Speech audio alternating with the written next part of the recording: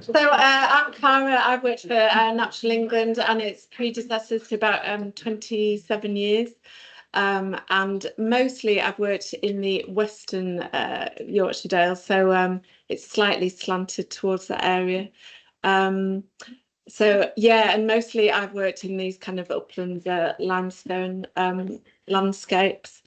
Um, so I'm just going to talk about our challenges, but actually, I keep noticing the common themes running through the slides that have come before me as well, and Carly's, that no one size fits all, and you'll see that in mine as well. But also a lot of the challenges that you said you faced, we're facing, but also all the reasons that you wanted to create your own agri-environment scheme.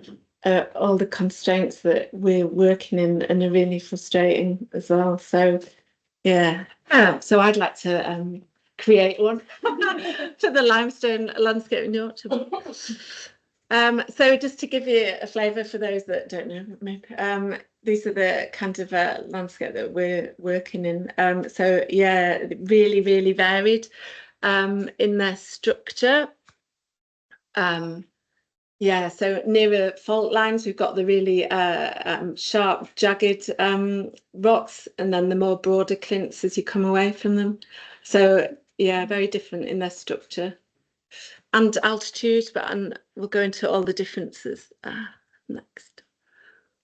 So yeah, so mostly the ones that we work with, as Carly was saying, are clusters open and not wooded. So and they're generally found in large allotments of like really mosaic habitats, as you were saying in the Burren as well.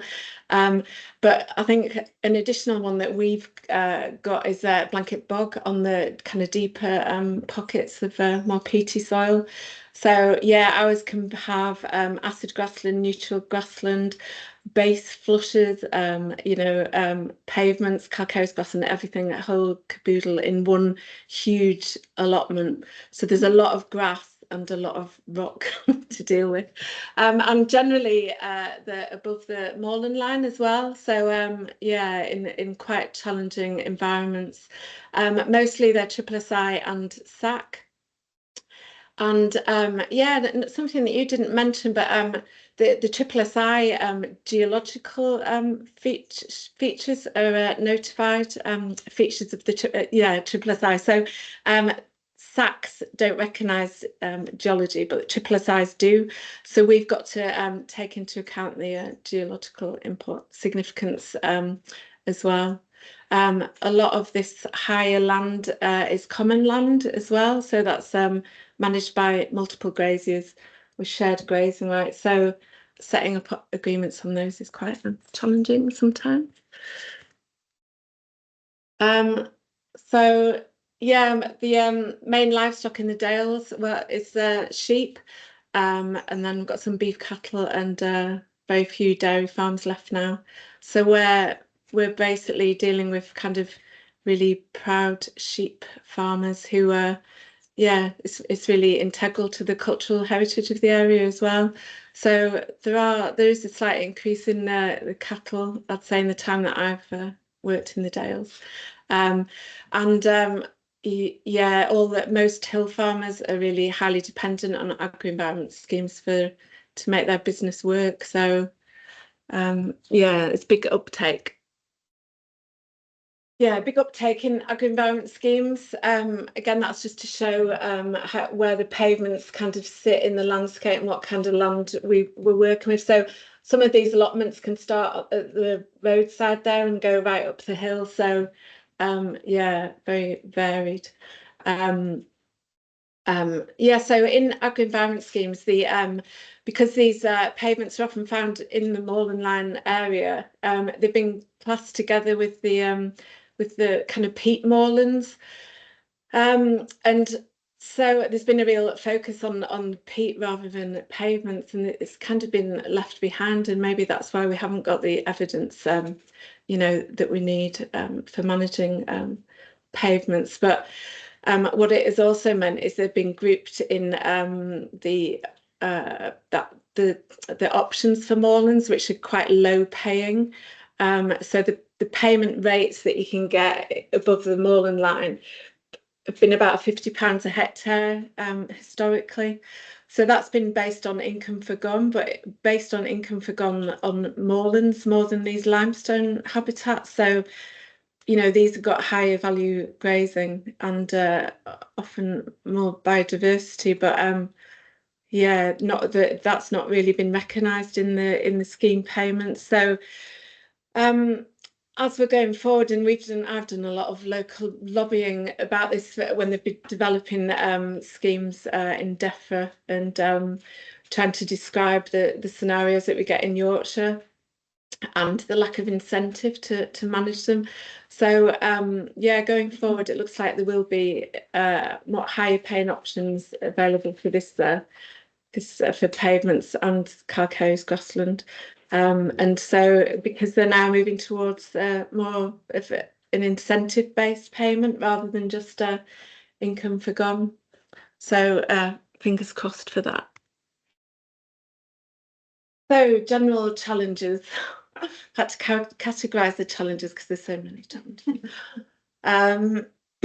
Yeah, so lack of research and evidence to guide management advice, as Carly said, but also little aftercare is done on the schemes that we set up. So often we can set a 10-year scheme up and not go back and visit and not even hear from the farmer. So it's very different again to the approach that you had, where you're really hands-on in there very often. So our team has also shrunk in size because of all the cuts. So we cover a huge area, South Pennines, East Nidderdale, all the Dales, with very few of us. So yeah, the chances of revisiting an agreement that you've been to are quite rare. It used to be better, but it's getting worse. So yeah, and often the farmers don't tend to get in touch. So we set a stocking calendar and they think that, right, we'll stick to this and that's what they're supposed to do to get them for the money that they get. And so they may see, you know, negative impacts on the ground, but they often don't contact us. So some do, and we can go and we can change it, but yeah, often they don't. So if we do get back there, you find that, as Sharon was saying, it's money for nothing really, and yeah, so that is a real challenge, and we always raise this, that to get a good value agri-environment scheme, you need that aftercare to go and tweak things and find out what's not working, what the issues are. So yeah. And because of these big complex mosaics, we've also had to kind of set the grazing as a bit of a pragmatic approach, because yeah, often it's conflicting management. So we've got the blanket bog where you might not want winter grazing, but we've got the calcareous grassland and pavements that you might not want grazing in summer. So it's been really just about getting an in-between approach. So, and you know, often farmers only have sheep and don't have cattle, some have mixed. So we've done various approaches, but it doesn't seem that there's been an overall overarching success story that we could apply. And again, it's around that one size fits all thing. That makes it more difficult to have a standard approach. Yeah. What we found when we were monitoring as well is that there's been misinterpretations of vegetation. I just put this picture here of a really low growing compact hawthorn, and so that is often what we see on these open pavements with not many trees, and it's quite often been classed as overgrazing in the past, but you know, you can come a bit more off a cliff edge into a less exposed area, and you can find hawthorns that are growing and you know, 4 foot, 5 foot high. So that would indicate, you know, that it's not just grazing pressure. So we've got to paint a picture of each pavement and the situation it's in, and just gather evidence to see how we can do things, how, you know, what needs doing. As Sharon was mentioning as well, there's a slow ecological response to change. So if we have reduced grazing significantly or changed timing, then it's difficult to know the impact, and again, because we're not there very often, that makes it even more difficult.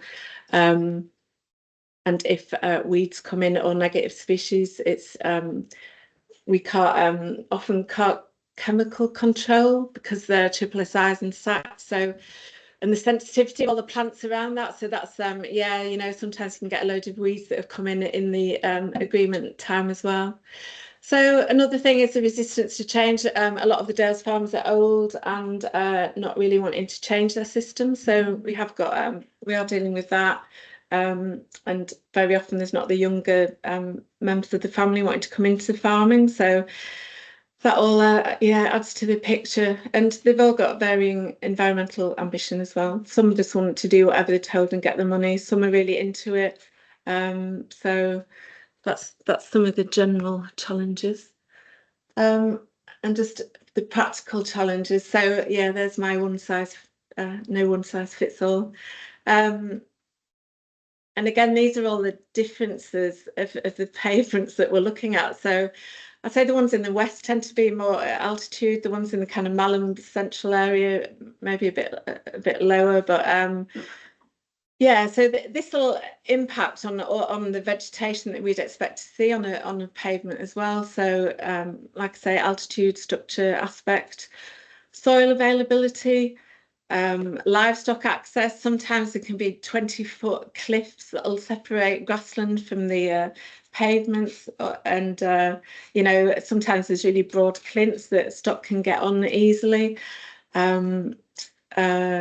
Altitude and seed source is a big issue. So you'll notice from the slides that I showed initially, there are very little wooded areas around, and so yeah, trying to get that seed source in for any kind of tree or scrub establishment is really difficult.